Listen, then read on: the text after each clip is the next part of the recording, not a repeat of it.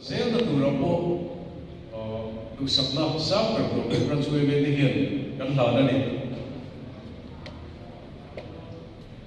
kan chiam lo ka long poi lo u be lo sam zo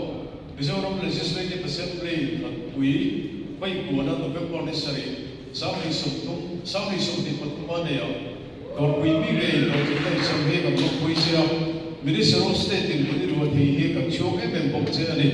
ramle damta di to zel na tu ro sabna kan la che the secretary le president sai de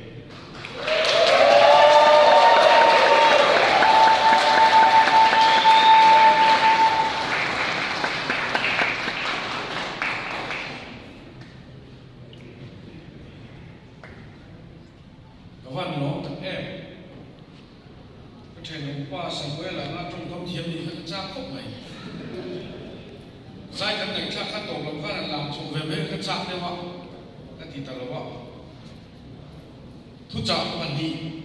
cái này à mà khăn là chú anh ấy dùng lắm bộ anh thiếu bộ thì lắm thì khá bị lắm đây đây biển cô thì gì đi thì rất tăng cô thì dễ lắm cô mà đi trong mà cần đi con thì rất tăng cô quay về cái mà cái con thì không rất tăng cô xung đột na đi một lệ thật sự na một mình cũng mà bộ cái lắm định nghĩa cần xuyên thiếu trả các bị con chuan phi tất cả những ông chất thằng cũng đi và khát na anh em apa ni na chuan em thiếu bộ thiếu trả cần đi biếng hi cần đặt họ biếng hi